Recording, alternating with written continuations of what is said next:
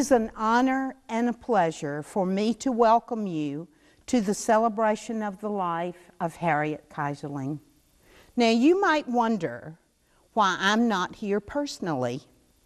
Unfortunately, I had an out-of-state commitment that was made 9 months ago, and so I couldn't be here to add my words of honor to all of you live. Thank goodness for technology. I will get to add my words. You'll just have to watch them on this video. It is certainly fitting that we remember Harriet in this place. Her life after raising her children was a life of involvement and public service.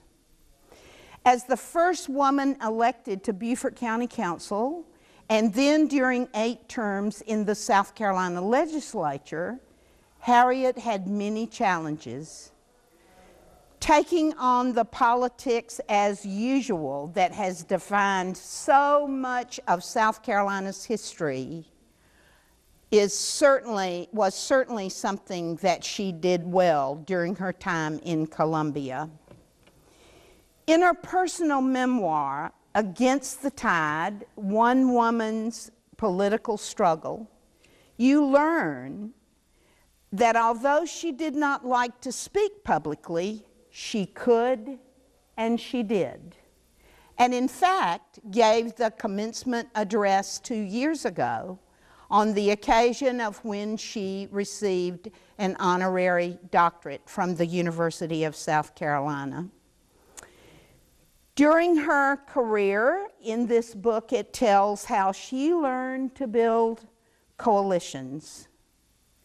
And through building coalitions, she learned to build personal credibility, to become known as a person who would get things done.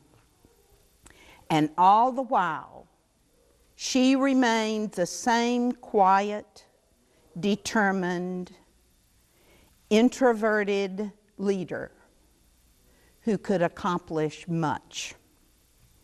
During her service to South Carolina, Harriet had 3 causes: education, the arts, and the environment. She was a champion in moving South Carolina forward in all 3 of these areas. The Educational Improvement Act was a game changer for public education in this state. The ATAX bill has brought millions of dollars to support the arts to local communities, including the one to build arts and culture that enriches the lives of our citizens on a daily basis. And certainly her determined voice to tell the unvarnished truth regarding nuclear waste is a shining example of determined leadership. As you look around Beaufort and realize that it is defined by the arts and its environment, Harriet Keyserling knew this well. It is why she worked tirelessly to grow the arts and protect the environment with education as a linchpin for both. There is an old saying that is one of my favorites that goes like this: some come into our lives and quickly go. Others come into our lives, leave footprints on our heart, and we are never the same. As you look around today, Harriet Keyserling's footprints are everywhere. Right here in the Center for the Arts, with the USCB Festival Series, the Beaufort Arts Council, the vision for Beaufort College of the Arts. Yes, Harriet's footprints are everywhere, and she has left a legacy that has marked us so we will never be the same. Thank you.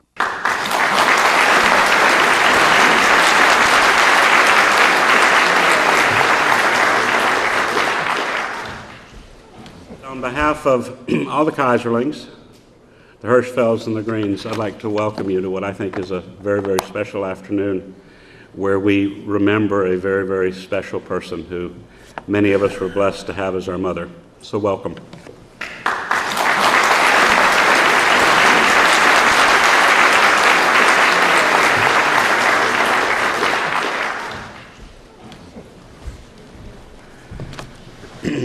Now the footprint. I have the great job of introducing.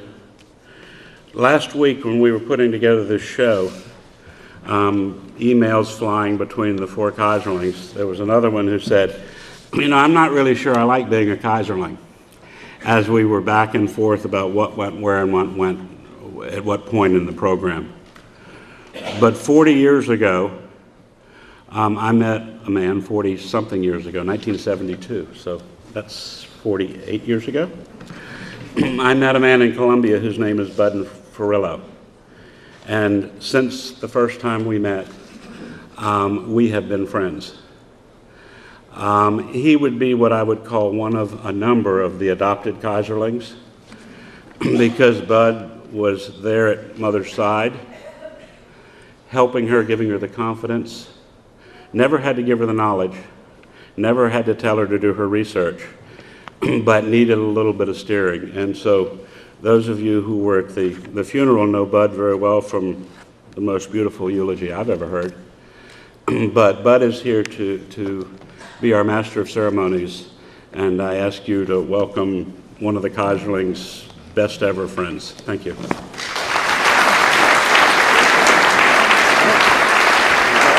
That's great.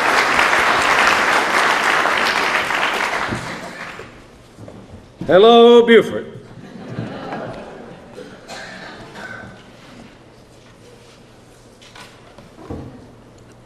As long as there is one upright man, as long as there is one compassionate woman, the contagion may spread and the scene is not desolate. Hope is the thing that is left to us in a bad time. E.B. White. Okay. I am thrilled to be back here in this wonderful theater to enjoy a program in what is now the Performing Arts Center of Beaufort. And we are all going to enjoy this occasion. It is, as advertised, a celebration. We have not come to bury Harriet Keyserling, we have come to praise her. The first time I came into this space, it was not a performing arts theater, it was an auditorium. It was 1976, and Harriet came to make her maiden debut stump speech as a candidate for the legislature. And of course she was terrified, as she was at almost all occasions of her life. And you'll see a little bit of that in a few minutes. But she went on to a remarkable career in Columbia. And over the years, my wife Julia and my daughter Aiden and I returned to this hall many times as Harriet's guest to enjoy Charles Wadsworth's chamber music concerts, which we had already heard in Columbia. You see, we've hosted Charles in Columbia for many years and have had the pleasure of his company this week on his return to South Carolina. I'll have more to say about him when he graces this stage, once again in honor of his friend, Harriet.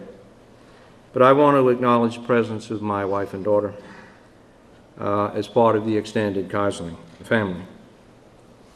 In 1992, it was my privilege also to come here and serve as Master of Ceremonies at a retirement roast, as it were, that's what she called it, on this stage. And I ended my opening remarks with these words, which my brother Paul Keyserling kindly furnished in an audio track of that event a few days ago. And this is what I said at the end. 16 years ago, you sent Harriet to us for what she called her second career. Now we give her back to you, hair a little grayer, lines a little deeper, but the same shy, unassuming woman who only wanted to make a difference, who became one of the finest, most decent, passionate public servants of our time. This afternoon, we're going to look back over Harriet's entire life, not just dwell on her years in public service. When we think of Harriet, I am sure you all share the deep appreciation for the impact she had on each of us, her community, her state, and her nation. To paraphrase Elizabeth Barrett Browning, we loved her not just for what she was, but for what we were when we were with her. We loved her not only for what she made of herself, but what she made of us. Paul Keyserling has assembled a short video of Harriet's earliest years from film footage, still photography that most of us have never seen before. So let's take a look at the Harriet Hirschfeld Keyserling of so many years ago.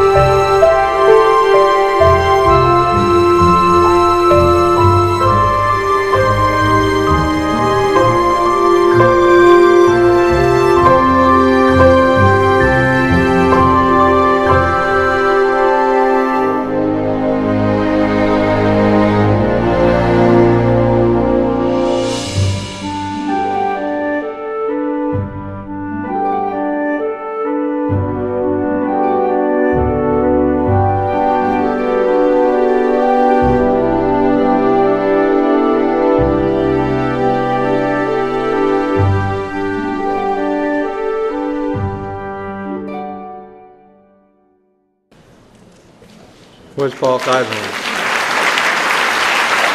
Paul, please stand up. Please stand up.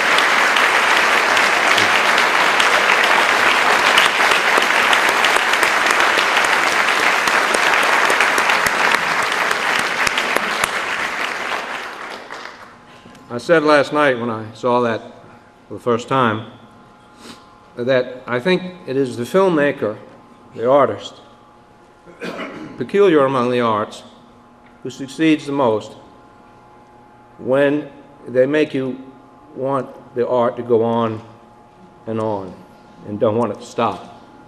I don't know that there are other art forms that are quite like that. Thank you, Paul. It was a brilliant job. When Harriet and Herbert's 4 children left Beaufort to pursue their educations, Harriet created circles of surrogate children and friends whose companies she craved and who enriched her life. Many like her were transplants and were quickly won over by the warmth and hospitality of the Keyserling household on Broom Lane along the river with its scenic vista of Battery Creek and the marsh, an ever-present menagerie of dogs, and a much-appreciated tennis court. Harriet enlisted many of these friends into her causes. Tim Belk with the foreign film series, Susan Graber, a regular tennis partner who became the family portrait artist and campaign manager, her husband Scott, who loved politics and the fight for social justice. Nancy Thomas Gilley, an educator, a co-founder with Harriet of Beaufort's League of Women Voters. Bernie Shine, another educator and master spinner of yarns. And of course, South Carolina's answer to Thomas Wolfe, Pat Conroy. Harriet preferred dinner parties to cocktail parties because seated dinners at the Keyserlings offered opportunities for good conversation and the exchange of ideas, which she preferred to hell-raising. I was a frequent guest with Billy. Once Harriet took up an interest in politics, and she always seated me next to her, which was an extraordinary honor. Herbert sat at the other end of the table and enforced 2 rules. Never lean back in your chair on the back 2 legs, and never crack ice with your teeth. Herbert's naughty jokes, which I assume you all remember, often provoked Harriet, but punctuated the conversations during those long and wonderful evenings. To tell us about Harriet's early years in Beaufort, as she began to take on leadership positions in the arts and the civic life of Beaufort, is Harriet's dear friend, Nancy Gilley, a native of Maryland who spent her teenage years in Poughkeepsie before she finished college at Russell Sage College in Troy, New York, and her Master's of Science in Education at the University of Pennsylvania, Philadelphia, and additional graduate work at the University of Seattle in Seattle, Washington. She also did graduate work at USC and the College of Charleston, my alma mater, after coming to Beaufort in 1971. Once here, Nancy spent nearly 30 years in public education, which in my view, and in yours, Governor Riley, is the most honorable profession on earth. Welcome, Nancy Gilley.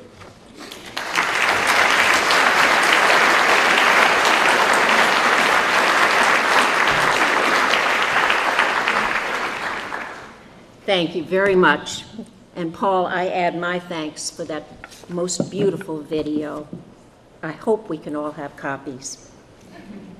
I apologize in advance. So many of the thoughts that I had put down have been presented to you, but perhaps you'll forgive me because the person that we're talking about is so important to all of us that perhaps repetition can be accepted.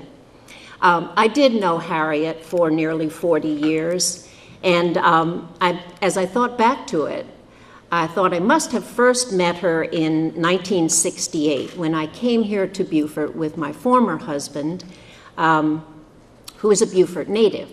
He and his family, who were Jim and Clifton Thomas, lived 2 doors down from the Keyserlings on Rebo Road. So when Harriet called to invite us by for dinner, I assumed that perhaps she was a little curious about the New York Yankee who had married Jim Thomas, and as well, perhaps she wanted to extend a warm welcome to somebody who might be having a bit of a cultural adjustment, as she had when she moved here in 1944, which had been 24 years earlier. And I do remember the house so well, that large rambling house back at Battery Creek, on the creek. And within were antique oriental carpets, a most beautiful piano, and very fine pieces of art. And it all spoke of a family that really appreciated arts and the culture. And I remember, too, the entree, which was moussaka. I'd never had it before, that wonderful Greek eggplant casserole. It was delicious. And in 1971, when my husband and I then moved here permanently, we began to see the Keyserlings quite frequently, and it was always the moussaka that drew us back. Harriet, as you've heard, had dinner parties throughout her life. And you've also heard she was a rather private person, reluctant to talk about personal matters, but very comfortable in the world of ideas and issues. Having once felt like an outsider here in Beaufort during her early days, she really went out of her way to extend a welcome to newcomers, to draw them out. And she certainly drew a lot of energy from their new ideas, I think. Because she and Herbert did enjoy younger people, they invited a lot of us over frequently. And some were invited to dinner parties, and some who were more athletically inclined got dinner parties as well as invitations to tennis. And I was not included in that group. Whenever possible, whenever the opportunity arose, she invited authors, artists, and musicians, friends that she knew, to add special zest to our gatherings. And contrary to popular custom, conversations ranged broadly from civil rights to women's rights, from the arts to religion. In that house, in the Keyserling house, ideas and issues were encouraged. As a matter of fact, it was expected when you came, you would have something to say. As a confirmed liberal, Harriet did, of course, seek out people of like minds, but she had good friends who were politically conservative. They all just agreed to disagree. It has been said often, we know and appreciate the wonderful role that Harriet played in supporting the arts locally and statewide. And even tonight, I think Tim has mentioned the 1960s with Tim Belk. Well, in the 60s, it was then that Harriet helped to establish a concert series, and you will hear more about that from the following speaker, a contemporary dance theater, and a foreign film festival. And as I go back in my mind and think about Beaufort in 1968, it would be idealistic at best, I think, to expect a large turnout for a foreign film festival, particularly since showings were taking place in the Breeze Theater on Bay Street, which was in really decrepit condition.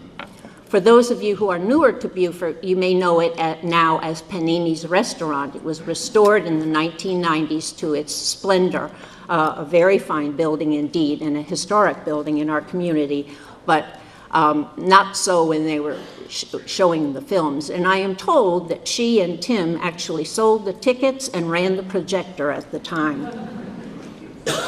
By 1974, when Harriet, I, and a large group of women decided to establish the Beaufort League of Women Voters, voter registration and local government issues were on our mind. But that soon led to her being persuaded to seek a seat on county council. A key persuader in this effort was George McMillan, who is a noted author and journalist and was a good friend of Harriet's. At that time, county council still included 3 at-large seats, which meant that you would campaign all across the county, both north and south of the Broad. there also had been no woman to run for county council from Beaufort in the past. But Harriet rose to the challenge, and she won an at-large seat. And she was a wonderful county councilwoman because she knew what was needed. She was knowledgeable about the committee, she put in the time, and she did the research. So she was highly respected in her 2-year term on the council. So it came as a surprise to me, but a welcome one, when 2 years later, in 1976, she called to say that she had decided to run for the state legislature. She wanted to improve the way the state government was serving the people. By this time, she had a growing confidence in her ability to make a difference. But she still didn't enjoy speaking in public, although she prepared well and spoke from her notes, as I am doing tonight. The real challenge in 1976 was at the Democratic primary level because the Republican Party was still quite small. She won the primary and then went on to success in the general election. Think about the excuse me, I just skipped a section here. I'm preceding myself. But now that she has been elected in the general election, think about the perseverance it took for her to drive from Beaufort to Columbia for 16 years of legislative sessions. I thought I could never have done that, especially because she was no longer youthful. But she was energized by meeting fellow legislators, and many of them were young and progressive. And as we have heard, together they made a great difference in terms of legislation for our state, especially in the areas of public education, environmental protection, and the arts. We here at home, I think, were especially proud of our state legislator.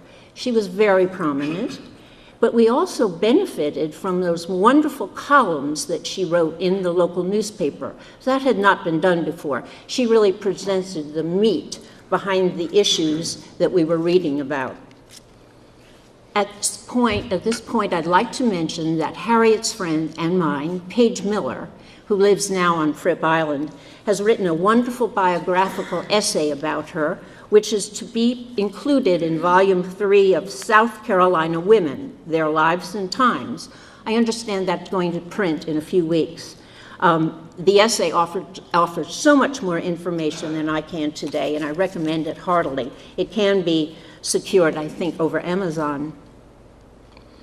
I know I was supposed to restrict, or actually I didn't know I was supposed to restrict my comments to the early days, so I will just finish with what I had intended. Then came the time. It was 1992, and Harriet retired from the legislature. This began the last 18 years of our friendship. Although things slowed down a bit, she continued to receive numerous recognitions and accolades, both statewide and nationally, for the many achievements of her life. And this was very helpful as she adjusted to this new phase. But it wasn't long until she began the arduous process of writing a book. And that book, of course, was about her period of life in the legislature. It also included information about her life before then. And as you have heard, the title of that book was Against the Tide, One Woman's Political Struggle. Being Harriet, she had meticulously saved boxes and boxes of records, publications, and research material. So this was one time or one example when hoarding can really pay off if you're planning to write a book. A major reason for her writing that book was to encourage other women to run for public office. It distressed her greatly that many of us were reluctant to do so. After the book's publication, she was extremely proud that colleges both in and out of state adopted that book for their women's studies and political science curricula. When asked to lecture to a college group, now this petite lady in her 80s would hop into her Honda Civic Hybrid, because you know she would be driving a fuel-efficient vehicle, and off she would go, no longer apprehensive about speaking publicly. Harriet had several endearing traits of character. One was her sense of economy. Some might call it frugality. She simply did not approve of spending any more than was needed on dinners, household items, clothing, or the like. She was also what she openly acknowledged as a worrier. She worried about her children, whom she loved dearly. She worried about the state of the world, and she worried about her health. Her body was aging to her great, great frustration. Having undergone one knee operation, she was terribly reluctant to undergo a second. Yet that second knee was extremely painful and undependable. Moreover, her eyes had become a serious problem. We in her book club knew how she struggled to read those 300- and 400-page books that we seem to so frequently adopt. Yet read them she did, and she came armed to our meetings with very, very thoughtful questions and comments. It was now that I saw in my friend a vulnerability, and I found myself wanting to protect or help her in whatever ways that she would accept.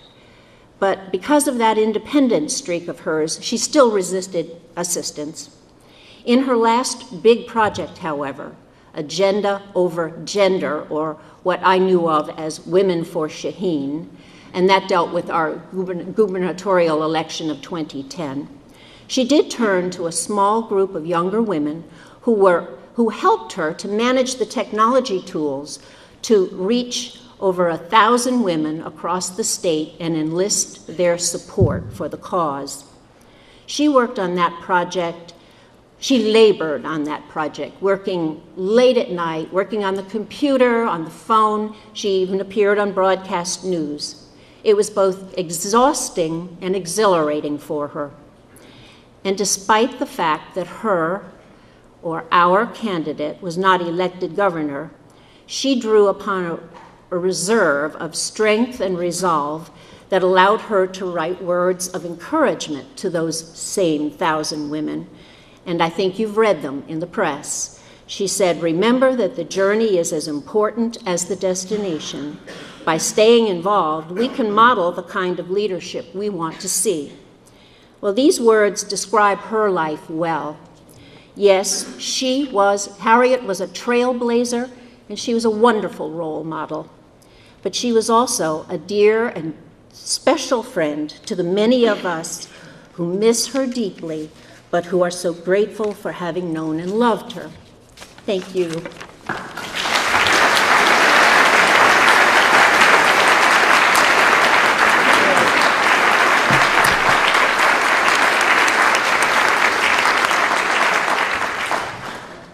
Thank you, Nancy.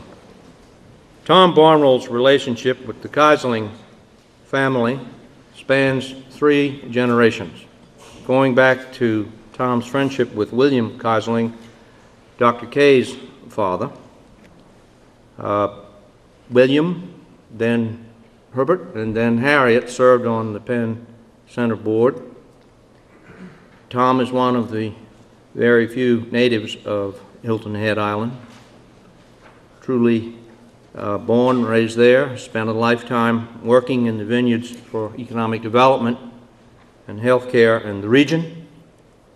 He gained national prominence, I love this story, in the 1960s when a chemical company sought to build a plant on the Colleton River. Tom drove his shrimp boat up the Atlantic coast, then up the Potomac River to protest the project, which he knew would endanger the fragile natural resources and the seafood industry of the Low Country.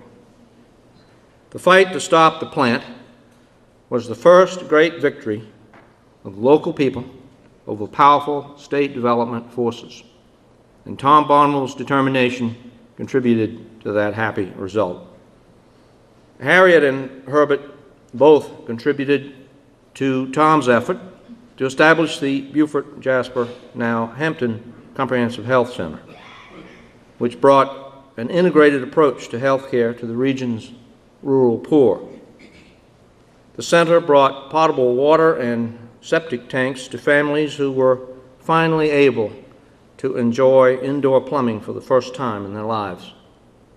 Herbert used to describe himself, so Billy told me, as, quote, the squeaky white chalk on the blackboard when he served on the center's board and worked to rally other physicians and healthcare professionals to the critical health challenges of that era. Tom Barnwell created a fishing cooperative on Hilton Head so that his native fishermen could create sustainable jobs and markets for their products, and he built affordable housing on the north end of the island for those natives who were not enjoying the prosperity on the south end. Over the years, Tom has counseled many political candidates and public servants. He continues to fight the good fight for the beautiful land and water and nature and people of this part of South Carolina. A genuine American hero, Tom Barnwell. Please come.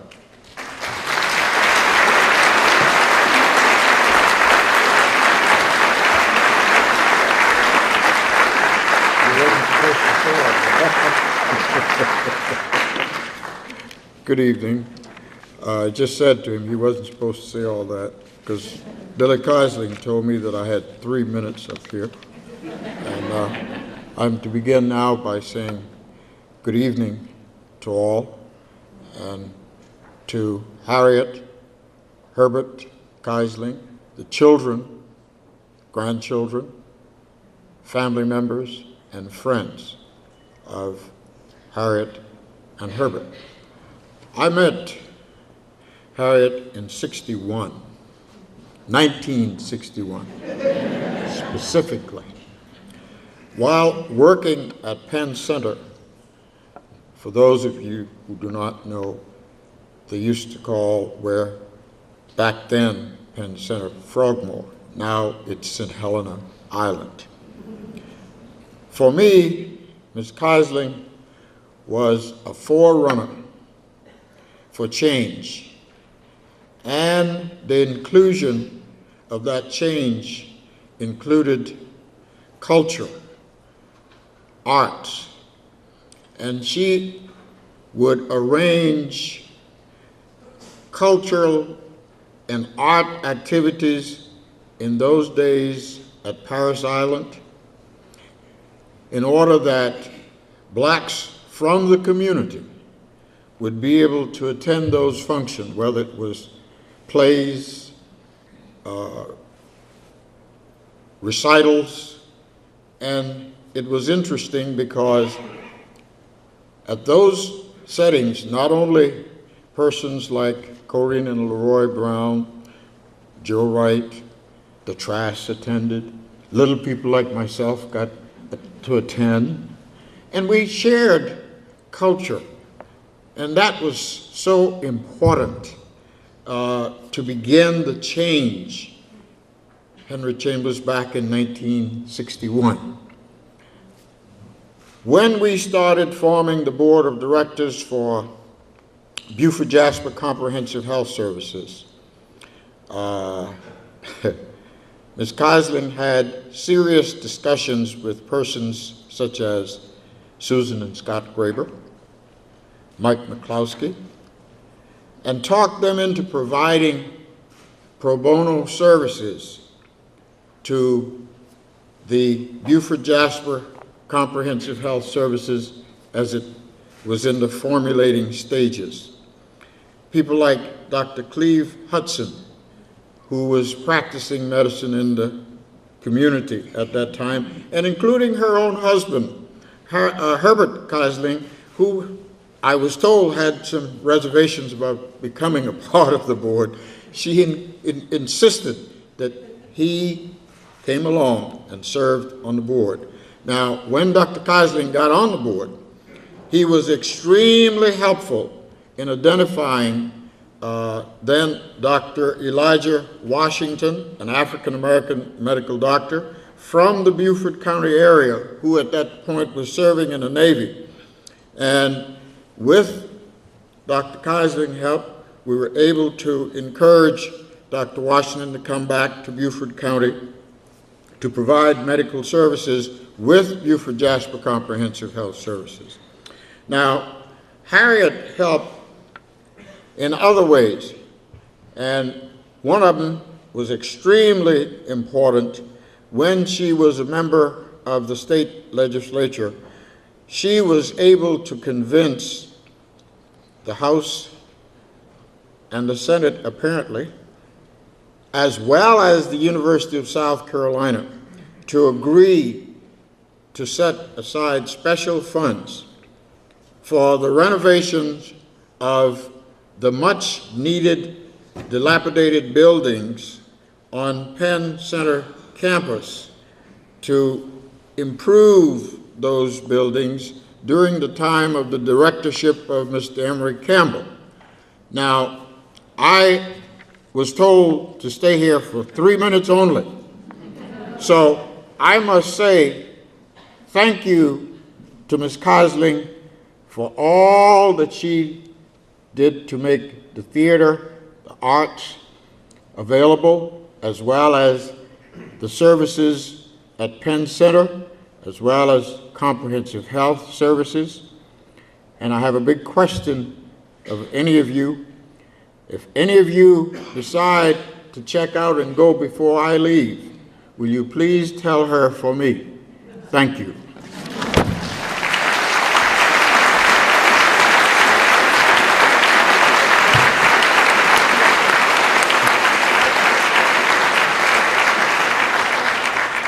Our next presenter hardly needs any introduction on this stage. He has performed here for many years, largely due to his friendship initiated when Harriet served on the Spoleto board. Charles Wadsworth reciprocated their friendship by having Harriet many times in his box at the Dock Street Theater for the chamber music series that continues to this day as the centerpiece of that extraordinary exposition of international art. And Harriet reciprocated by having some wonderful dinner parties for the series sponsors and friends and musicians at her palehouse here after his concerts. I think the person to introduce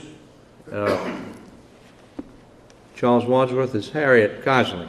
Let me read from page 359 of Against the Tide. One of the perks of being on the Spoleto board was the opportunity to meet the artist.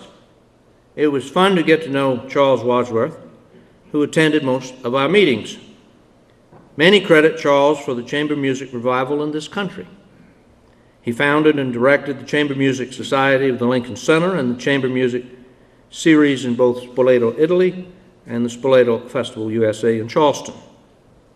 Because of his skill in finding wonderful young musicians and selecting programs which not only please the audience but challenge them, and because of his folksy and charming introductions on stage of the music and the musicians, Charles Wadsworth is a star, and his series drawing card of Spoleto. Just think about that. She has in parenthesis, chamber music drawing a drawing card in South Carolina, exclamation point, parenthesis. When the Beaufort concert series was having a problem with programming, I called Charles for advice, she writes.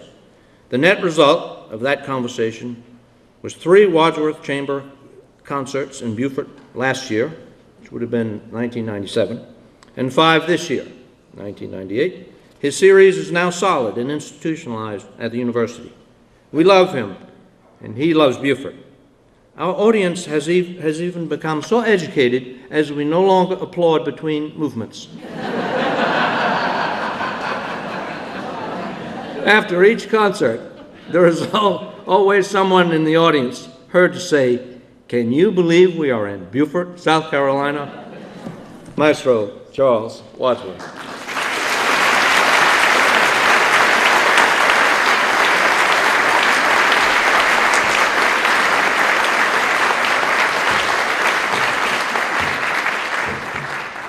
Thank you, Bud.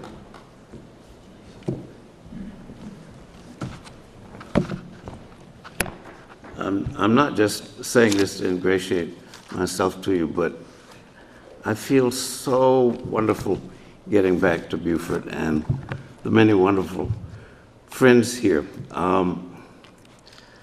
I am going to announce the change in the program. I had scheduled a lovely work of Gluck in a marvelous arrangement, and worked very hard on that. Because the last 8 bars of this piece, 1/5 of the piece,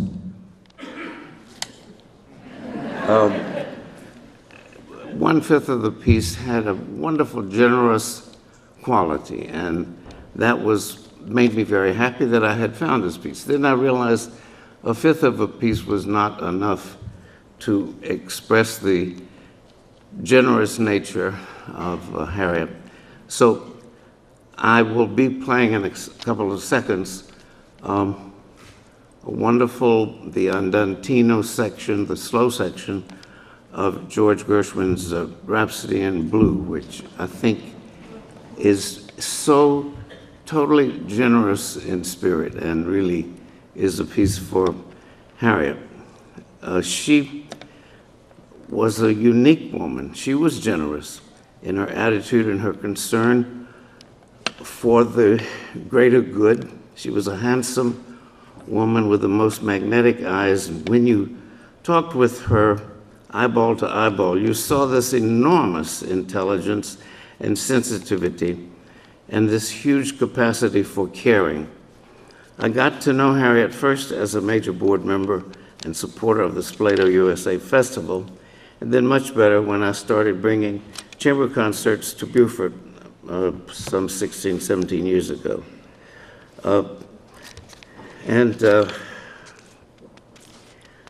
I was last, I met her, really got to know her well.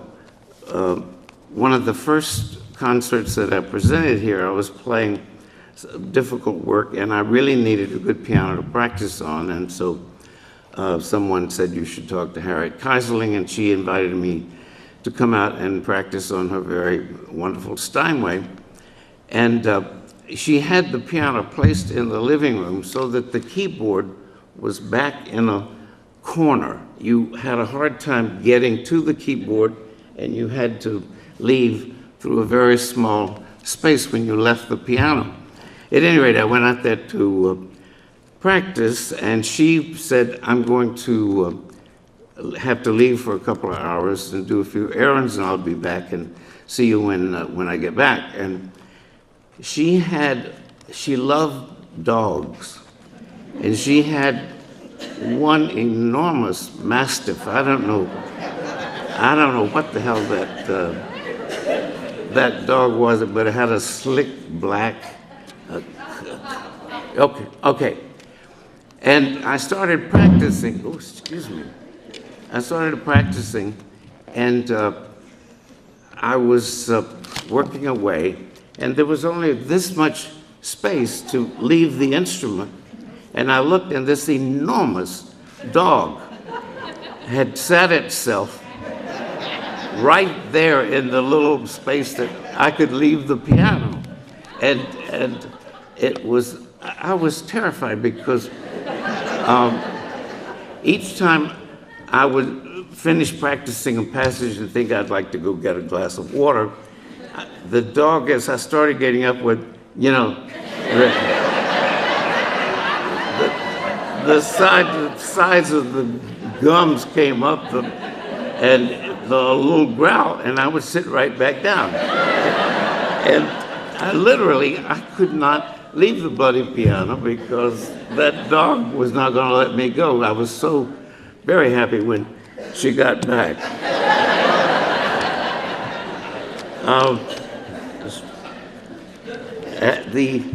The last time I was with her, she, as you know, had this wonderful apartment the last couple of years, and I was visiting her, and she had to walk the little dog, and so we walked together, and our conversation was entirely about the fact that both of us were facing total knee replacement at the same time. And mine went well, but we just lost an extraordinary human being. So I last played the Gershwin, I realized 50 years ago. And so I tried to resurrect it a bit. And you'll excuse me if I use the music. My memory at 81 of music is almost as bad as my memory for names. And so you'll enjoy it a lot more if I use the music.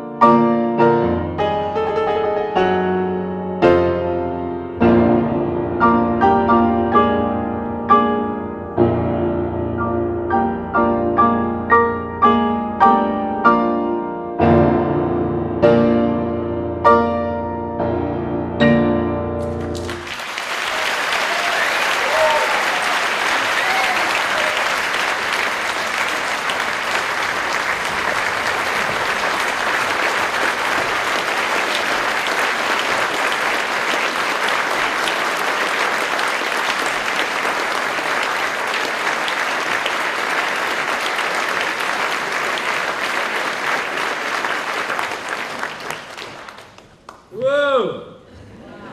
81, huh?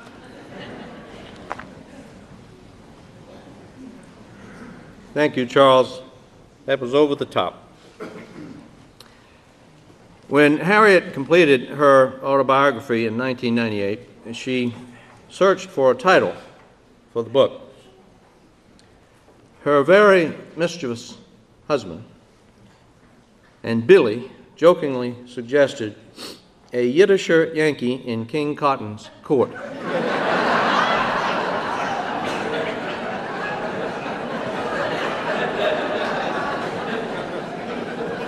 Now, Billy readily admits that this was not a good thing. And so they turned to somebody they could trust to help with the task, and you're looking at them. And I have this inscription of the first edition to prove it. For Bud, who was there from the beginning, pointing me in the right direction, then pushing me forward. Thank you for all of your advice and help over the years, and for a great title for my book, Love, Harriet. There it is, right there.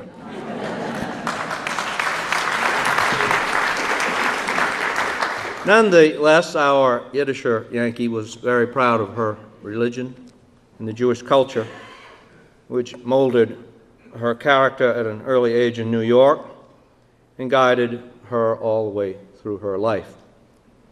Joining us in reflecting on Harriet's Jewish heritage is Dr. Martin Perlmutter. Marty is professor of philosophy at the College of Charleston, director of the Yashik Arnold Jewish Studies program, also at the College of Charleston, and executive director of the Jewish Historical Society of South Carolina. He has been chair of the philosophy department and was long-standing member of the ethics committee at MUSC. Like Harriet, he is a native of New York who has spent the majority of his adult life in South Carolina. He's raised also 4 children, like Harriet, very proud of the opportunity to blend those cultures.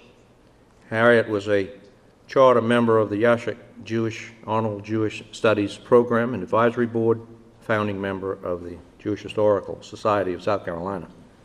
Marty will now speak to us about the Jewish side of Harriet and how her values were informed by that Jewish identity and how she fit in with the very important prophetic tradition of Judaism. Welcome, Marty Perlmutter.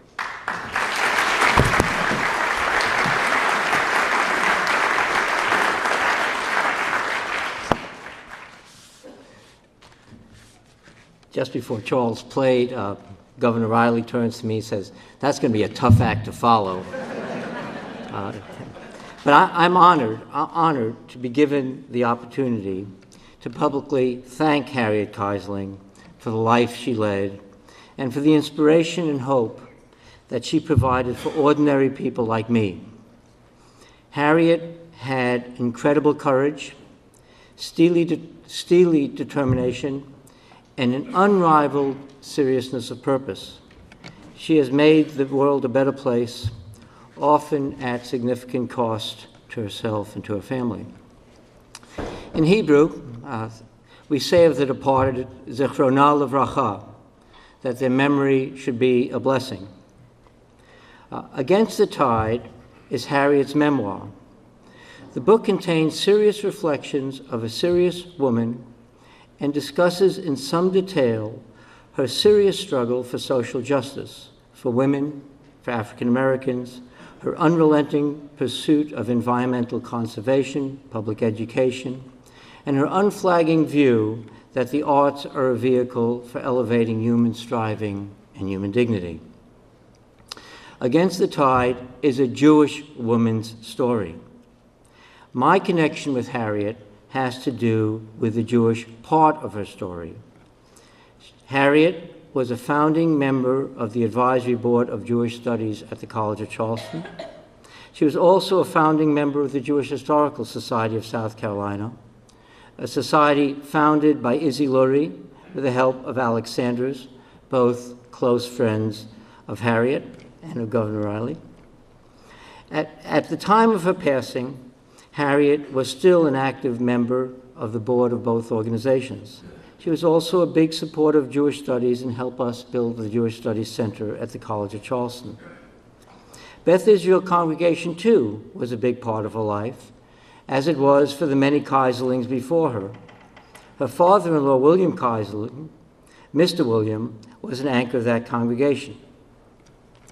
But Harriet's story is more Jewish than Jewish studies, more Jewish than the Jewish Historical Society of South Carolina, and more Jewish than Beth Israel Congregation. Harriet recounts growing up on the west side of Manhattan, quote, where about 90% of the people were Jewish, including all her neighborhood friends, schoolmates, and some teachers. Her life in Beaufort after she and Herbert married reversed the ratios. Reflecting particularly on race, Harriet remarks that it was hard to be a Jew in the South during these times, especially a Northern Jew. Religious differences intensified my feeling of being in a land of strangers and were another barrier to opening myself up. Ever since I was asked to speak today, I kept thinking of an extended passage in the book of Isaiah, the Haftorah passage, the biblical reading for Yom Kippur. The passage describes Harriet's Judaism and the central part it had in her life. As many of you know, Yom Kippur is the holiest and most solemn day on the Jewish calendar, a day of fasting and a day of reflection.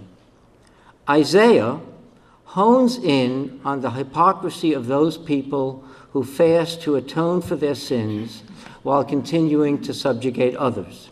He says, "Behold, in the day of your fast, you pursue your own business and oppress all your workers." And Isaiah goes on, "Is not this the fast that I choose? To loose the bonds of wickedness, to let the oppressed go free, and to break every yoke? Is it not to share your bread with the hungry and bring the homeless poor into your house? And when you see the naked, to cover him." End of quote. Harriet found her voice with the Jewish prophets. She spoke with the prophetic voice of Judaism. Ancient Israel had kings and priests. They represented the establishment, but it also had prophets, Jeremiah, Ezekiel, Isaiah, Micah, and many others. All of their voices were against the tide, railing against establishment's values and establishment's complacency. That is always an uphill battle, often a thankless one. At the end of Against the Tide, Harriet reflects on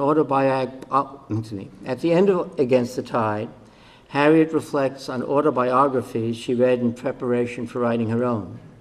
She talks about reading of Helen Zussman's valiant battle against apartheid, how, as a Jewish liberal, Zussman endured anti-Semitic slurs for her unpopular political views.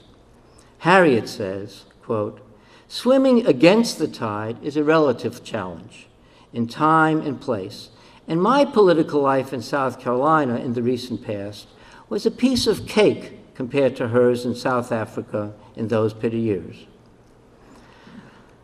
Like Helen Zussman, Harriet swam against the tide with confidence and with humility.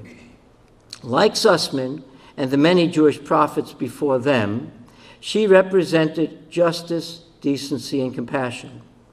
The prophetic battle is always against the tide. Harriet's vision was like that of Micah, whose prophetic voice is well known.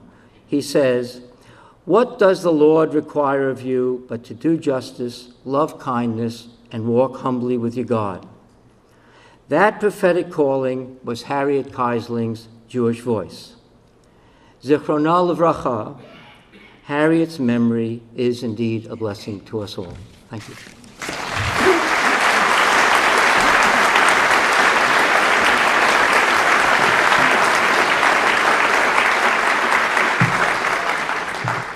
Thank you, Marty.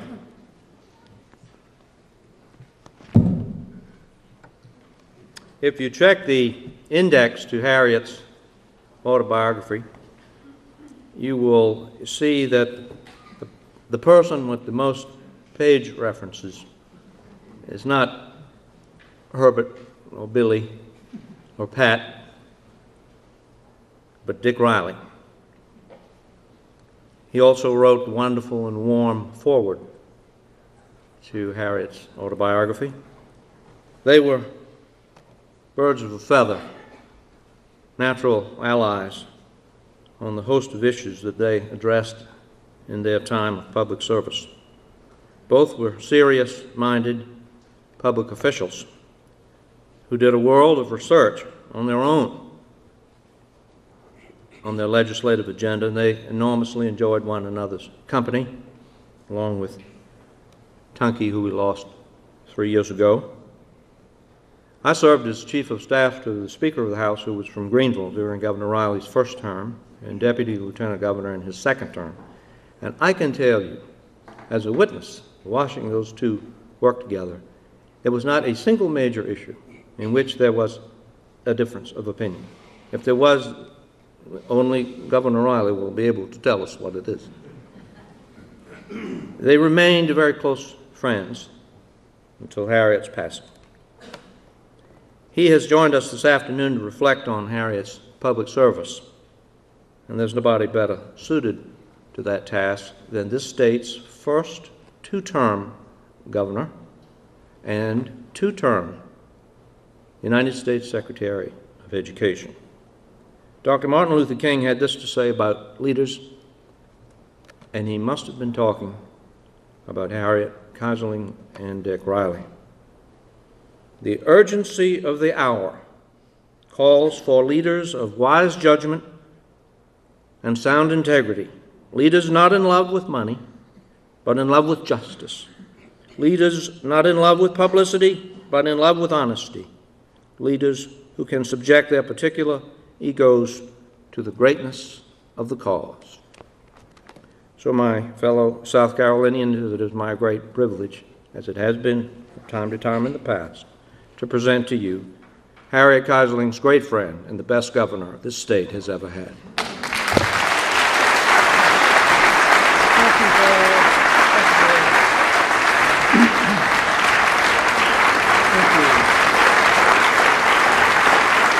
Thank you so much. Thank you. You all might get me back into politics. Thank you so much, Bud, and Harriet and I both appreciate what you had to say.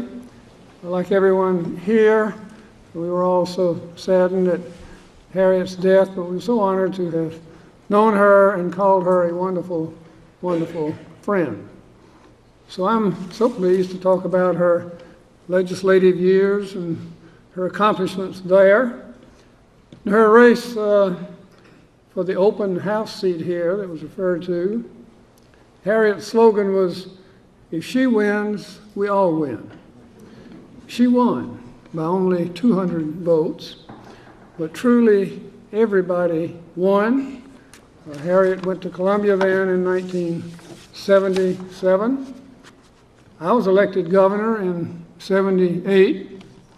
It was a time, let me set the frame of what was happening then. Many of you are very familiar with it. But it was a time of shifting emphasis in Columbia, especially from the power of the so-called good old boy political control of state government to the power of ideas. And that fascinated me, and it fascinated Harriet. In her book, Against the Tides, certainly the great story of those changing times in Southern politics, the old order was giving way to the new, and boy did she fit that situation.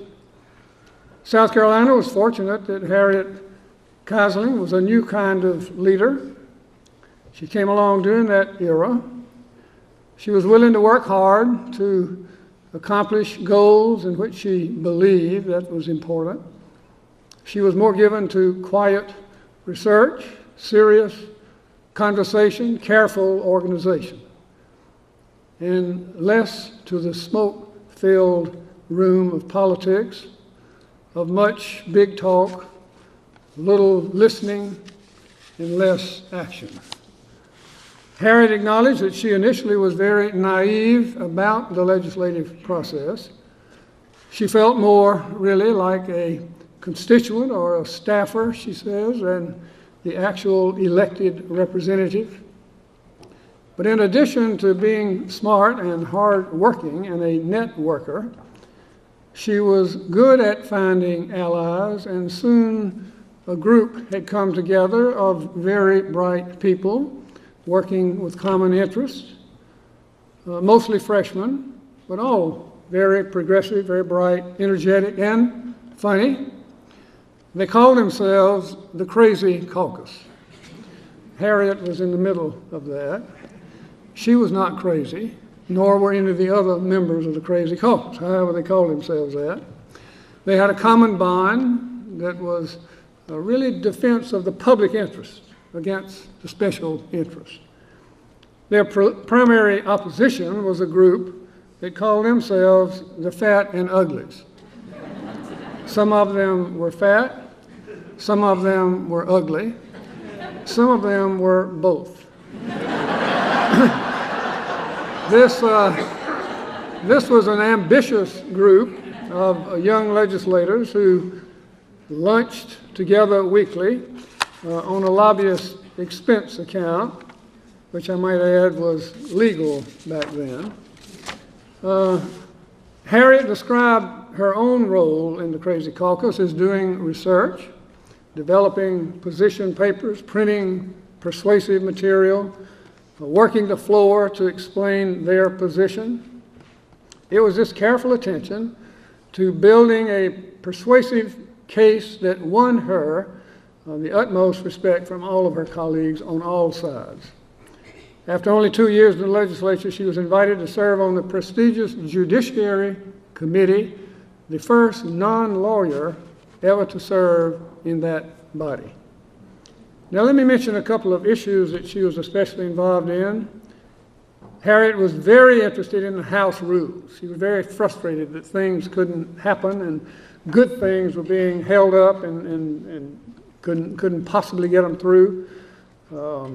She and the Crazy Caucus group concluded that filibusters and things of that nature were preventing any decent legislation from getting through the House, and South Carolina was changing. We needed to do a lot of things in the court system and home rule and whatever.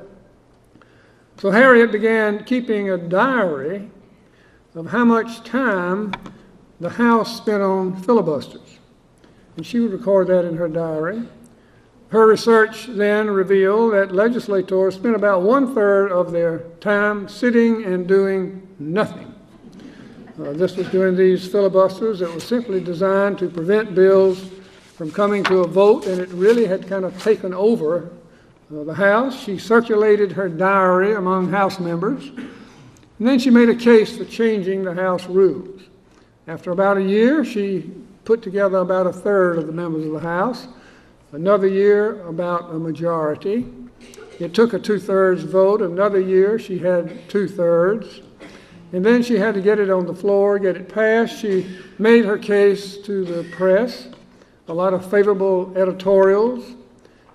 It took 5 years of remarkable determination and persistence against formidable opponents, but Harriet's campaign to limit filibusters and move on finally met with success. Let me mention conservation, as others have. You'd have to when you think of Harriet.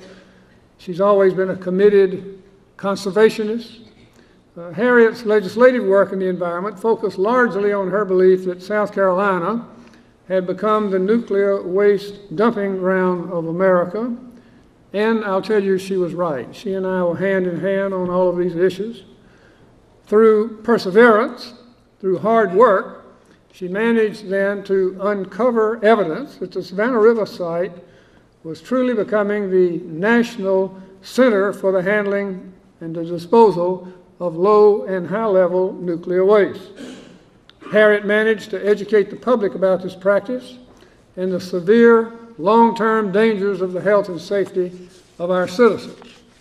Harriet then pursued that issue in the legislature, in the courts, in the public.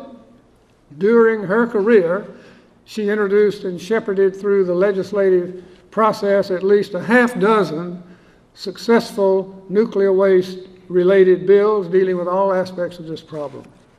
In 1983, the Greenville News named Harriet Keyserling Legislator of the Year for her work on nuclear waste and reform of the filibuster rule in the House. Now let's talk about education. And you know that's a subject I'm very interested in, as you are. Promoting better education was another core issue on which Harriet concentrated much of her energies during her 16 years in the legislature. She was one of my strongest allies in working on the Education Improvement Act that was referred to, a comprehensive package of bills seeking to make major reform of our schools.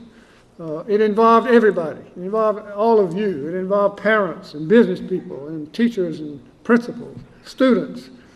Everyone got involved in the state, and she was in the middle of that. The improvements had to be financed. That's a problem. This package then was designed to improve the economic growth of South Carolina by providing a prepared workforce.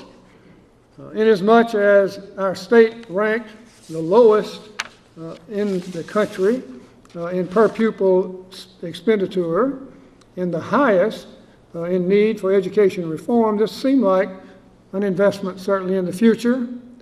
Given that scenario, you'd think it would be very easy to get co-sponsors for the bill, but in fact, it faced very considerable opposition, especially on the funding part. Thoughtful leaders saw education in South Carolina as the only long-term solution for a better future.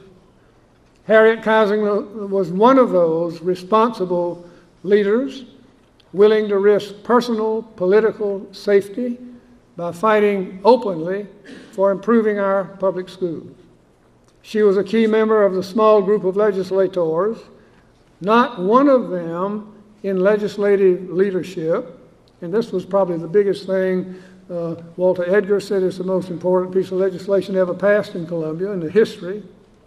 This small group of people, the only ones I could get to come on out for it, we had like 21 or 2 people, and everybody made a big deal of that. We didn't have the speaker, we didn't have the speaker pro tem, no committee chairman, nobody with any power.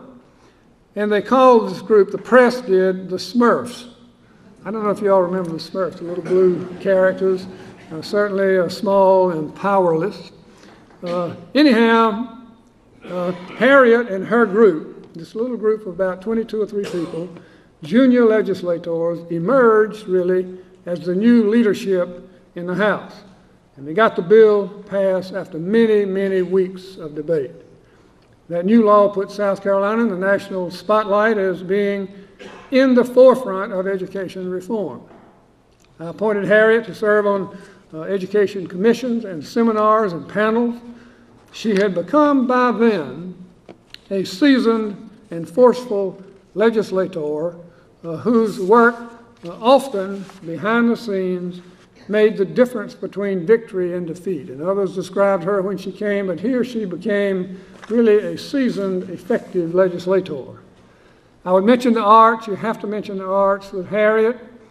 She also gained distinction in the legislature for her work with the arts. She was appointed to an arts task force of the National Conference of State Legislators, where she learned everything she could. She was very conscientious. She learned and studied everything she could about what other states were doing that was working to advance the arts, as well as connecting the arts up with economic and cultural benefits. We in South Carolina need to think about that and make sure we continue to do that. She came to me, suggested creation of a South Carolina task force of the arts. I could talk about that for another 10 minutes, but it was a very effective task force. It changed the Arts Commission around and gave everything a lot more meaning. One thing they did do is formed a film office to entice Hollywood to South Carolina, primarily Beaufort, and primarily Pat Conroy's books. So I don't think that wasn't a local feeling of hers, but she did get that done. The task force evolved into a joint legislative committee on cultural affairs, and Harriet became the chair of that group, and they performed tremendous work.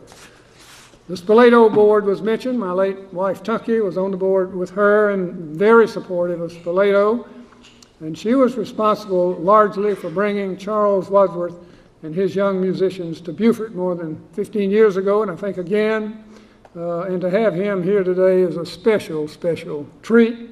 And we're so fortunate for that. And boy, would she be proud that you're here. In recognition of Harriet's vast contributions to the arts in Beaufort County and the state, she was selected to receive South Carolina's most prestigious arts tribute, the Elizabeth O'Neill Verna Award. Women's issues, and that has been alluded to, Harriet had become a strong proponent of women's issues. She formed the Women's Legislative Caucus in the legislature, sponsored a bill to include mammograms in the insurance policies of state employees, developed strategies for getting more women appointed to state boards and commissions, and on and on. Good, valid things for women. Now, let me close by simply saying Harriet Keyserling entered the political arena to, as she said, improve education and protect the environment and support the arts. She did all of that. But she went on to do much, much more. And I'll tell you, none of it was easy. That was the nature of how she got into issues. She overcame personal and political obstacles placed by the power structure that was in place. We were hand in hand in those fights. Unlike many of her colleagues, she did not oversimplify issues, nor appeal to emotions, nor engage in cronyism, nor political horse trading. She was all business. She was passionate about serving the public interest. She relied on rigorous research to determine the long-term public interest in any given issue. And I'll tell you, she was tireless in educating her colleagues and the citizenry about those long-term public interests. Harriet was steadfast in her principled, moral, ethical beliefs and actions. Actions were important to her. She worked diligently behind the scenes, never sought the limelight. She was always, always effective. One of her crazy caucus colleagues, Bob Shaheen, put it this way: rather than power gained from position, Bob Shaheen said, Harriet Keyserling devised power from knowledge. And that's my view. That's Dick Riley's view also. There's nothing more powerful than deriving power from knowledge. I tell you, we are so fortunate to have benefited from the knowledge and the power of that fine lady from Beaufort, our beloved friend, Harriet Keyserling.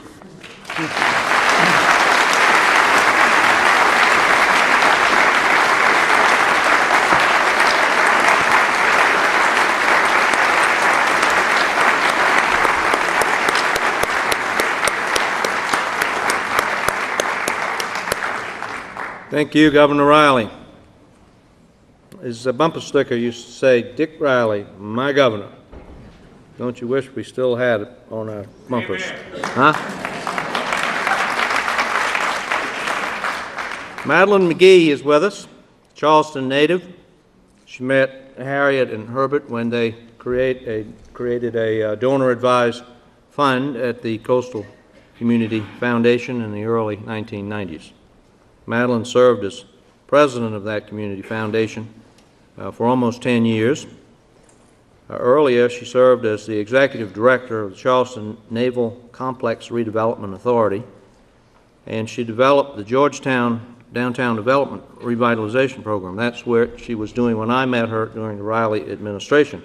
And when you go to Georgetown, if anybody from Beaufort does, the magnificent Front Street is restored and revitalized largely due to Madeline's very creative coalition building and personal leadership. She serves on the board of the historic Charleston Foundation and is a Big Sister in the Big Brother, Big Sister program. Was named 2008 Big Sister of the Year. She was educated at the University of Virginia and has her MBA from the Darden School of Business. When Madeline decided to run for town council on Sullivan's Island, another one of those great places God put in South Carolina, she turned to Harriet for advice, who no doubt offered wise counsel about how to run, and win, but also what to do when you got the job. The last paragraph of Harriet's book is only a couple of sentences. I want more women to have the power to build their egos, to become passionate, to get involved in making this a better state and a healthier nation. For the odds are that when women gain power, they will use it for the common good. As it happened for me, it can happen for them. Madeline is one of those women who Harriet has inspired, and let us hear how that happened. Madeline McGee.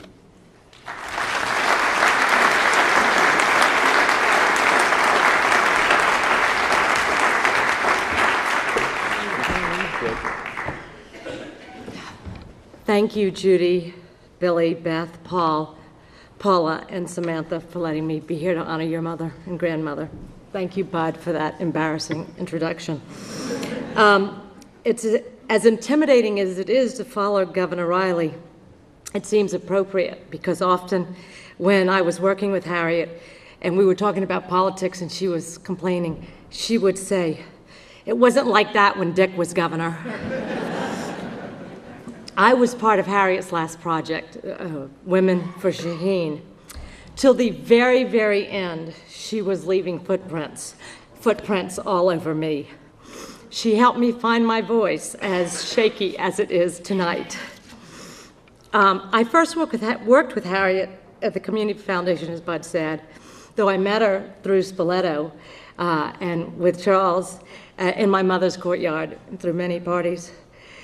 She and Dr. Keyserling created a fund at the Community Foundation before we even served Beaufort. And when we expanded to serve the counties this way, she was part of that. And she was part of our effort to set up the Beaufort Fund. And she taught me how to proceed and introduce our work to the community. And I was in awe of her. Every time she'd drive up in that Honda, I'd think, and to think how much money she's given away. She and Dr. Keyserling were philanthropists before most South Carolinians could even spell the word. And for many, her philanthropy would be legacy enough. But for Harriet, it's really just a sidebar. We worked together for 10 years, when I was at the Community Foundation.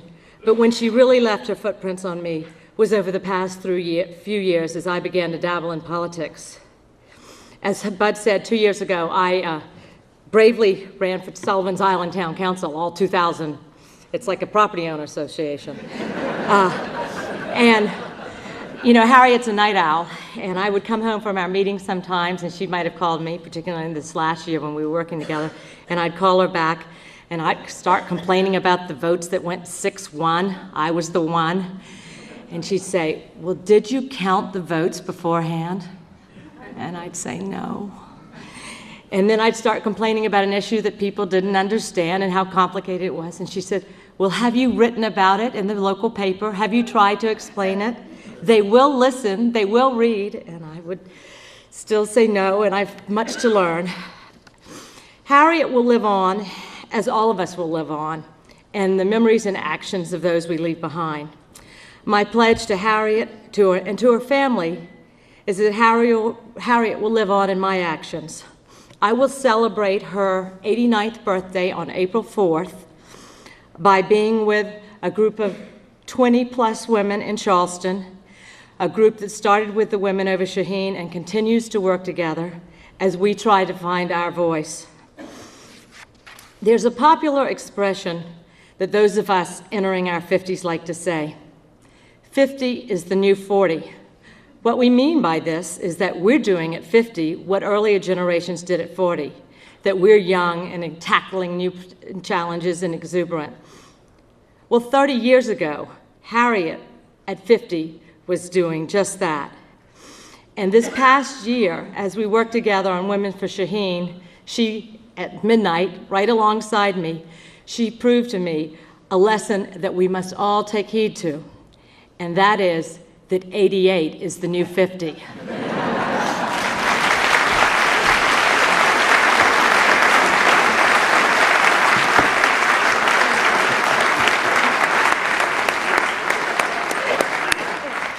only getting better. Introducing Pat Conroy in Beaufort is like introducing Bernie Madoff to the New York Stock Exchange.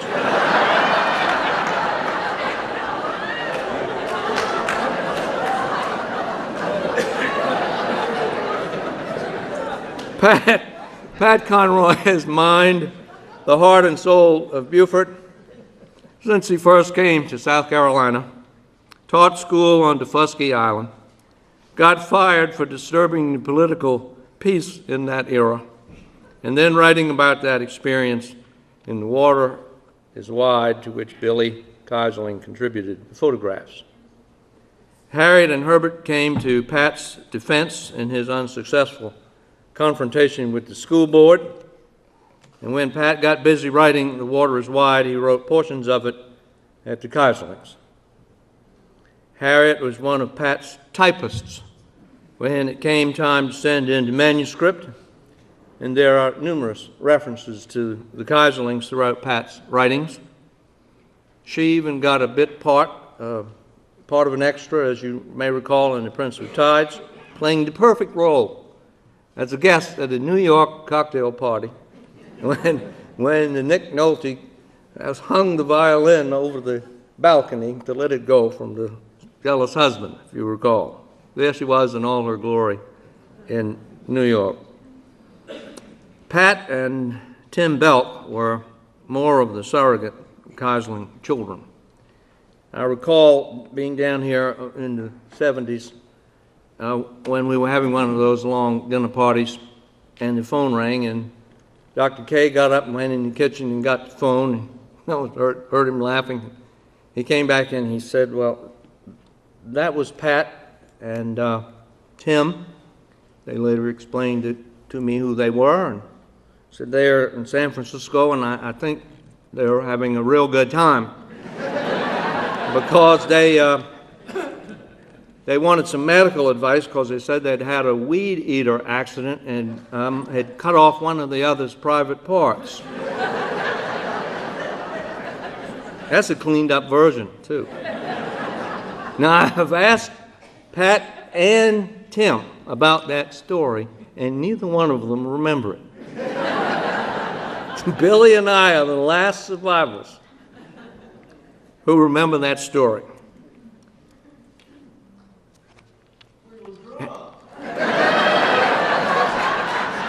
You got an answer to that? Harriet was operated on a Monday, and by Thursday, she developed pneumonia.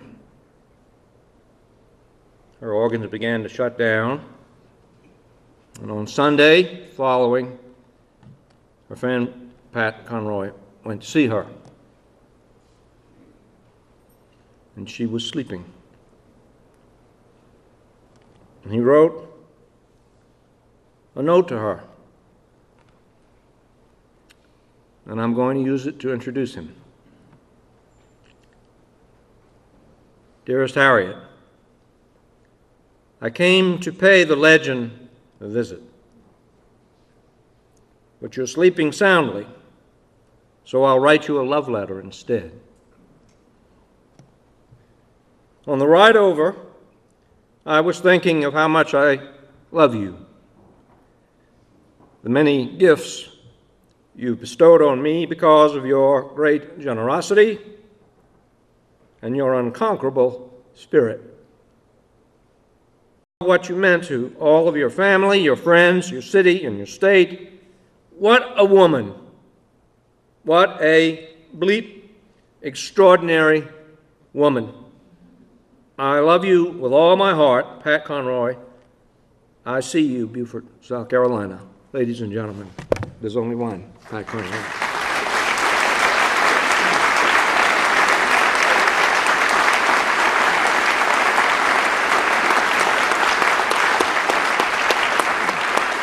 Thank you, son.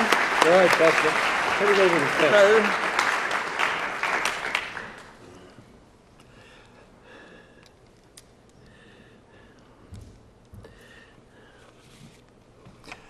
Fellow lovers of Harriet Keyserling, I never made Harriet Keyserling laugh. Not once in a 50-year friendship. It was not for lack of trying. I made funny faces at her, mugged outrageously, told witty, ridiculous stories, stockpiled jokes, and in desperation, I told her lascivious and revolting stories about our friend Bernie Shine. Nothing, never a smile, a giggle, not even a wry smirk. I once told Harriet, I think you have the worst sense of humor I have ever encountered on the planet Earth. Harriet responded, maybe I just don't think you're that funny, Pat.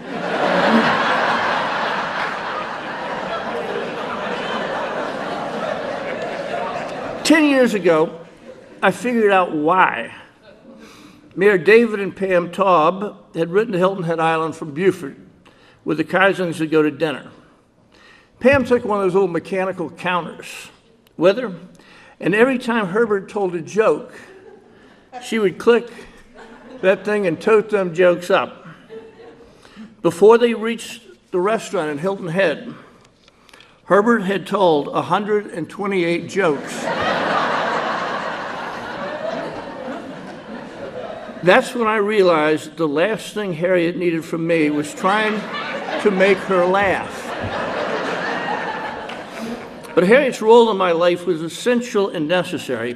In my young manhood, she spotted me as a bright, opinionated, brash, a lover of politics, and more importantly, a lover of liberal politics.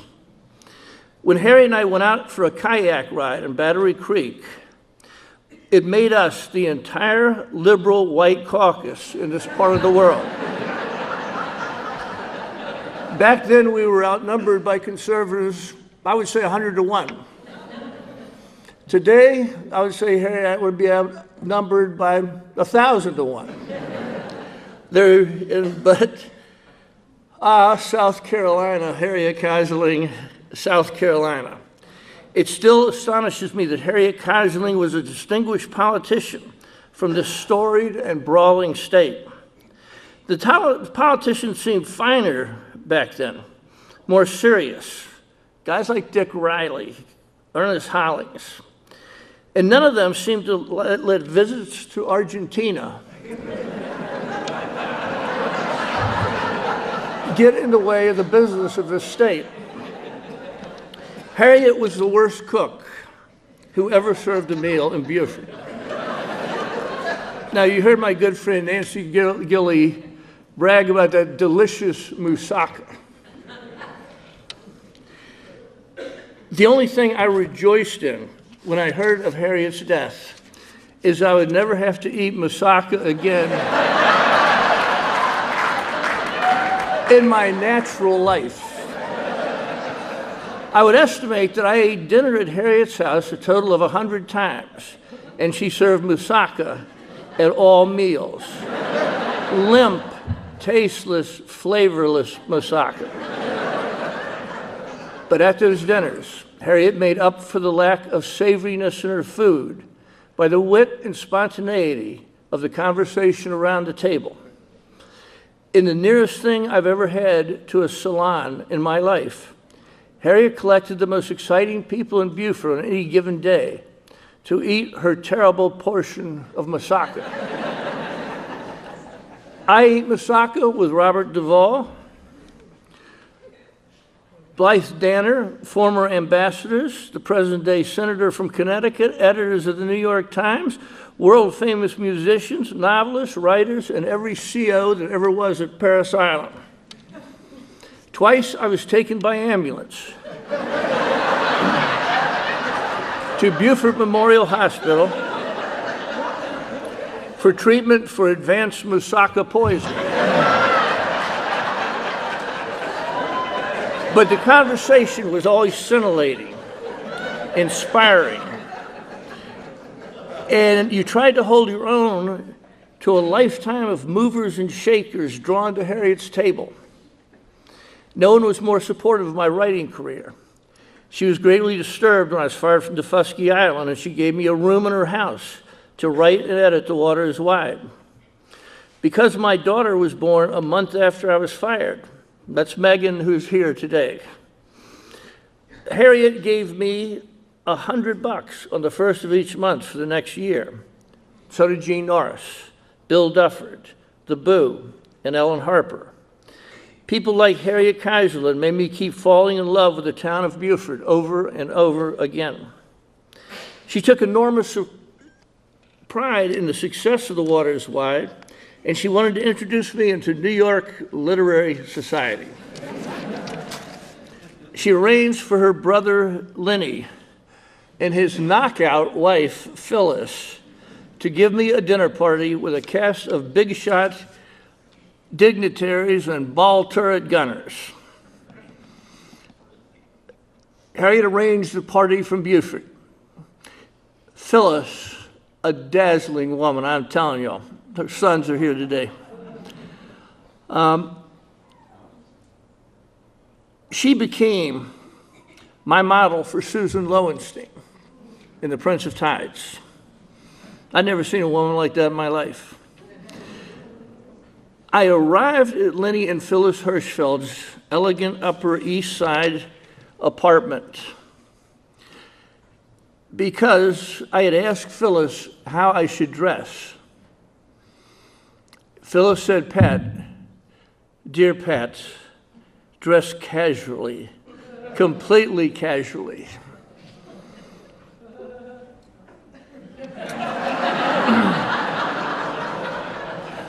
I arrived in khaki pants and a T-shirt that said Gay Brothers Shrimp Dock on the front.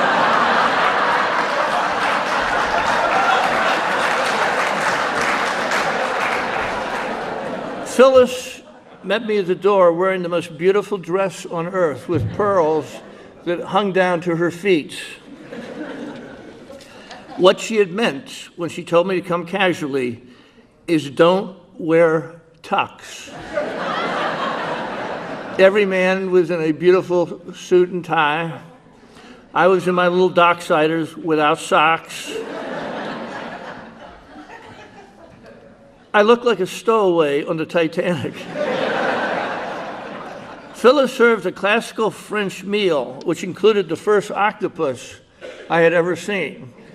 I remember staring at a tentacle lying elegantly presented across my plate. Lots of writers and 2 editors of the New York Times were there. At the end of the meal, one of the editors from the Times sitting beside me said to the editor sitting across the table, "Isn't it amazing that the South is actually turning out people who can write books?" The other man said, "Meeting this guy, I'm amazed that anybody down there can even read books."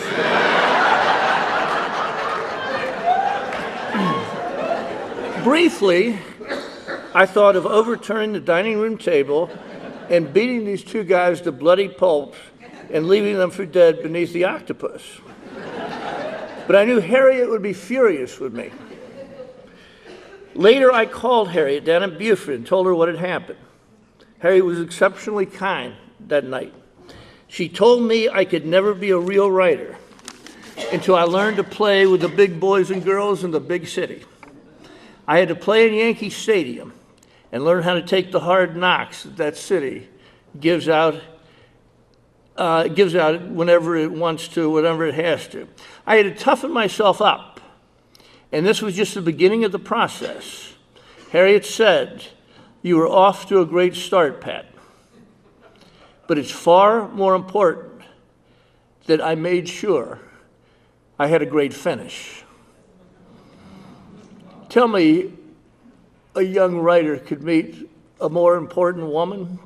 And she was great friends with Ann Head, who taught me fiction writing at Beaufort High School. Now, here's a story I've never told, and I've been saving this for some occasion like this. I've never told this in my life. It involves Harriet Keyserling, the magic of synchronicity, revenge, Hollywood, Barbara Streisand, and Buford. I brooded over that insult from those two editors for many years. And as Buford knows, no one broods like Conroy.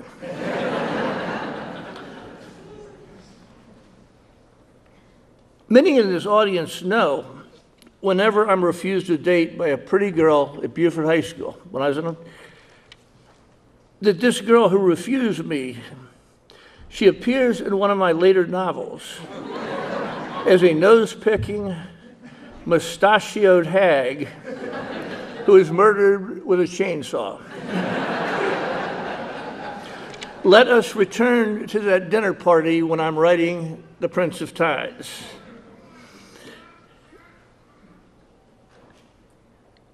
I'm writing there, and suddenly, there's the radiant Phyllis Hirschfeld greeting me at her Upper East Side penthouse. Now her name is Susan Lowenstein, and I am Tom Wingo, and I'm writing The Prince of Tides.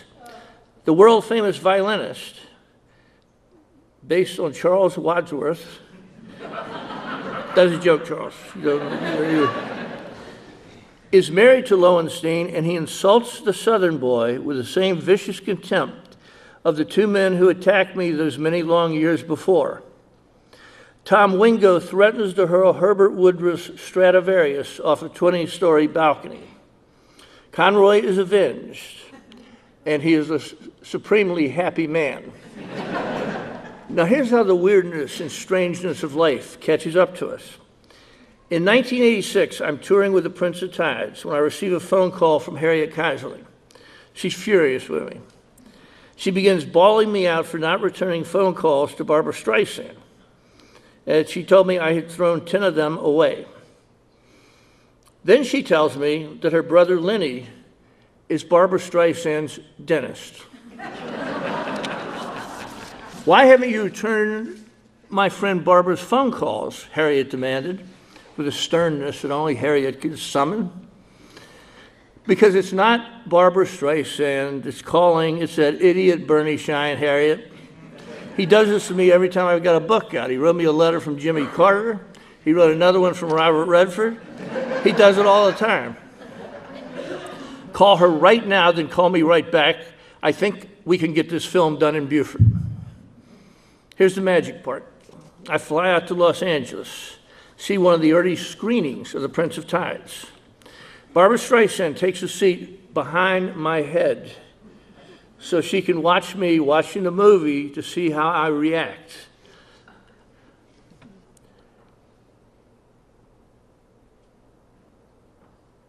We come to the long ago dinner party scene that Harriet Keyserling set up at Lenny and Phyllis Hirschfeld's apartment so long ago. In my disguise as Tom Wingo, I show up at Susan Lowenstein's apartment, now disguised as Barbara Streisand. But I laughed out loud when the camera panned around the table, and my fabulous friend, Harriet Keyserling, is a guest at that table, serene and well-coiffed, and because she appeared in that movie, now immortal. Harriet finally made it to the dinner party she arranged for me 20 years before.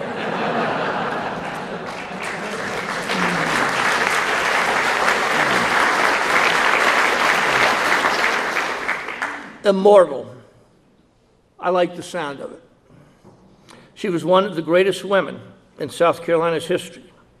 Her book, Against the Tide, is a seminal landmark work.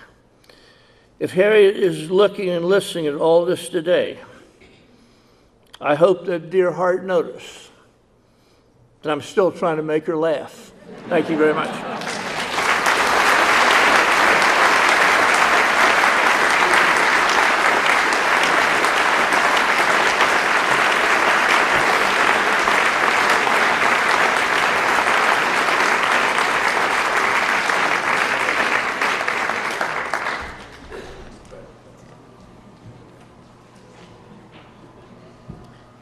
The voice of Marlena Smalls is another one of those things down here in heaven that you can't get enough of. Her strong, clean tones have found expression in sacred music, gospel, contemporary, jazz, and the blues. She began singing at age 11 in Ohio, where she was born and studied at Central State University. In 1990, she founded the Hallelujah Singers to preserve the Gullah culture of the Sea Islands. And she has taken this treasure around the world, performing for Queen Elizabeth and many international and national audiences. After this brief video, which you will see taped in 1992, at the conclusion of our roast for Harriet, Marlena will be joined on stage by Charles Wadsworth for the conclusion of our program. And at that point, we will ask members of the family and our program guests to come up on the stage, and you can visit with us up here.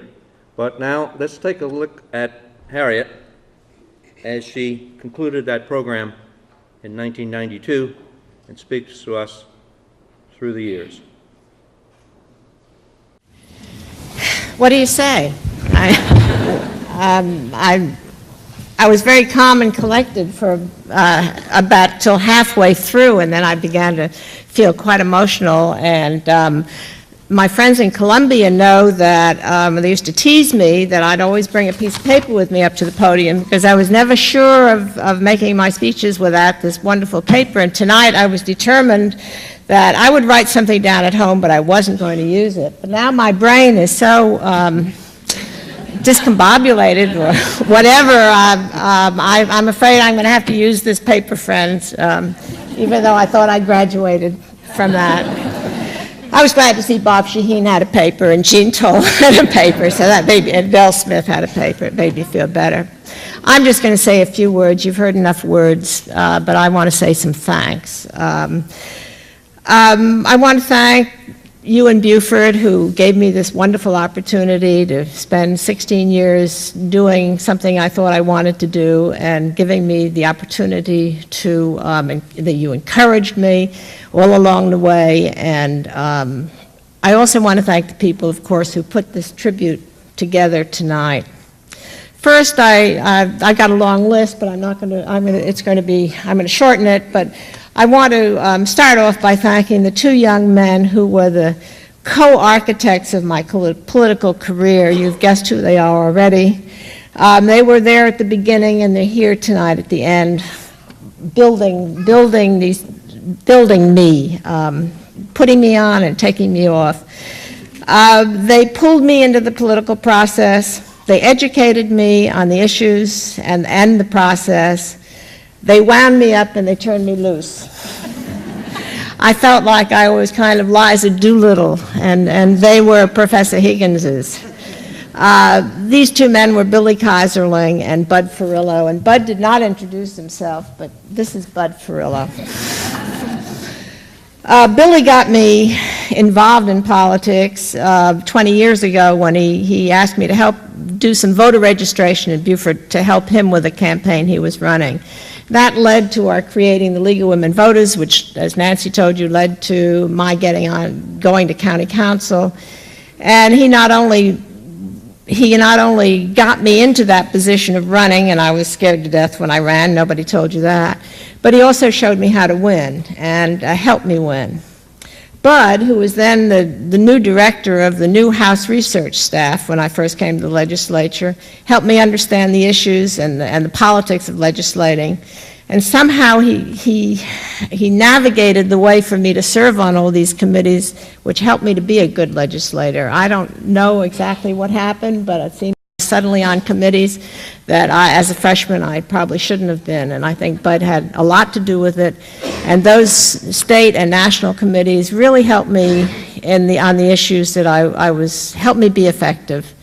especially, as you've heard, in the arts and the environment. And one that wasn't mentioned, but which I feel strongly about, was for leadership for women in government. Next, I want to thank the people of Beaufort who gave me the opportunity to serve for 18 years, and I want to thank them for those 12 years of no opposition. It was a great luxury. And it did help me as a legislator, because in the summertime, instead of running around and raising money and forming campaign committees, I was able to do a lot of research, and I worked all summer, but I worked for the next year. And once you get to the legislature in January, there's not much time to do that kind of work. So thank you for the opportunity. It's very difficult for a legislator, especially one who lives far from the Capitol, to somehow connect those two lives. The people back home have a little concept of what we really do up in Columbia, or how we do it, even some of you who come up and sit in the balcony for 5 or 10 minutes and watch us. And it's very difficult to describe what we do and how we do it and explain, because if you're telling them why you couldn't get something done, it's like you're making an excuse, and if you tell them what you did, it's like bragging. So it's not something you can really relate, and I feel very privileged to have had the opportunity, and not many legislators do, to bring those two lives together. On the other hand, the people up in Columbia don't necessarily know about my constituents and what they want. As Bob said, all these districts are different, and they represent different kinds of people, and the Low Country is really different from a large part of the state which other legislators represent. So having you know each other is really nice, and it's too bad it didn't happen maybe halfway through my career, but I'm glad it's happened. I want to thank the wonderful people who came here today, drove long distances, really said things that I'm so proud to have heard. As I thank the people who sent me up there, I must thank the people with whom I worked, legislators, agency, staff people, because without them I couldn't have done whatever it is you think I've done. But most of all, I want to thank my family, my children who've been very supportive, and my husband, who has encouraged me from the beginning to do whatever it was I wanted to do in politics, and gave me all the leeway I needed for so many years. There's an old saying that says that behind every successful man there is a woman. Well, in this case, if I was half as successful a woman as the speakers would make me out to be, it was certainly thanks to the man behind me. It was a lot harder for him to play that role, I'm sure, than for a woman to play the role of support for her mate in this week, and for frozen dinners or no dinner at all. And thank you all for coming. I look forward to everybody having refreshments and meeting and talking and getting to know each other. Thank you.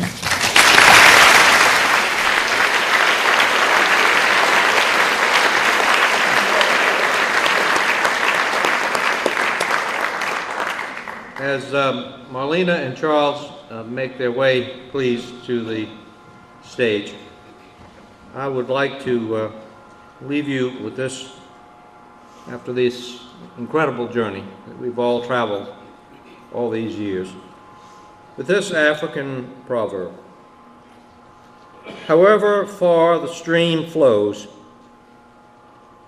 it never forgets its source. Harriet Keyserling was a source of inspiration and support and love for all of us. May that stream continue to flow through us into the lives of others as long as we live and never be forgotten. Thank you.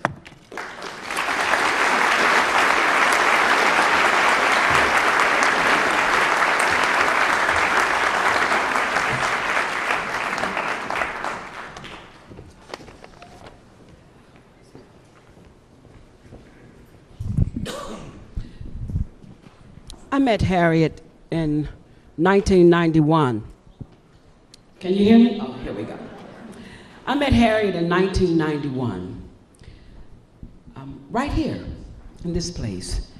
I wrote a play. It's called Hallelujah, Mahalia, and I had about 40 children in it. from all walks of life, and Harriet was sitting out there. It was a 3-night production. So she came back the second night, and she brought a group of women with her. And she returned on the 3rd night, and she brought a group of women with her. I did not have the opportunity to sit at the dinner table. What she did for me was to call me in the mornings and ask me if I cared to have a cup of coffee with her. And I said yes. And I would go over into the Battery Creek area and sit down and have a cup of coffee with Harriet. Little did I know that at that moment she saw something even greater than I. And she began to bring people into this area to critique this movement of music and dance and storytelling about the Gullah people. One of my most exciting moments with Harriet Keyserling was when I received the phone call from Zubin Mehta in Chicago. I knew who he was. He called me and he said, "May I speak to Marlena Smalls?" And I said, "Speaking." He said, "I'm Zubin Mehta." And I froze. And I said, Can you hold, please? Press the hold button. And I called my daughters. I said, "Come here, Zubin Mehta's on the phone." And my daughter said, "Who is Zubin Mehta?" He began to have a conversation with me, and he told me that he heard that I was at the Spoleto Festival and that we sold out by the end of March, and that it was a common practice for him to call the Spoleto to see what was happening, who was hot. And they told him to call me. So then I said to him, "Do you need video?" He says, "No, I don't need any video. If we can work out the engagement, you're coming to Chicago." He kept talking about the Ravinia Festival. I didn't know what that was. So I called Harriet. I said, "Harriet, I received a call from Zubin Mehta." She said, "Yes, that's good. What did he want?" I said, "He wants me to come to Chicago for the Ravinia Festival." And she says, "That's wonderful." Then I said, "What is it?" And she said, "Marlena, consider yourself a professional from this moment forward. You would not have been asked to be a part of the Ravinia Festival if they did not consider you a serious musician." I sang this song at her retirement, and Harriet, this is for you.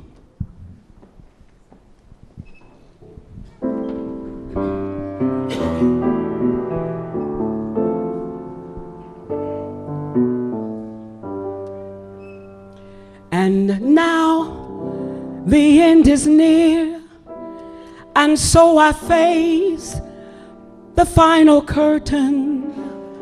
My friends, I'll say it clear, I'll state my case, of which I'm certain. I've lived a life that's full. I've traveled down each lonely highway, but more, so much more than this, I did it my way. Regrets, I've had a few, but then again, too few to mention. I did what I had to do and saw it through without exemption. I planned each charted course, each careful step along the highway. but more, so much more than these, I did it my way. Yes, there were times, I'm sure you knew, when I bit off more than I could chew. But through it all, when there was doubt, I ate it up and spat it out, and I stood tall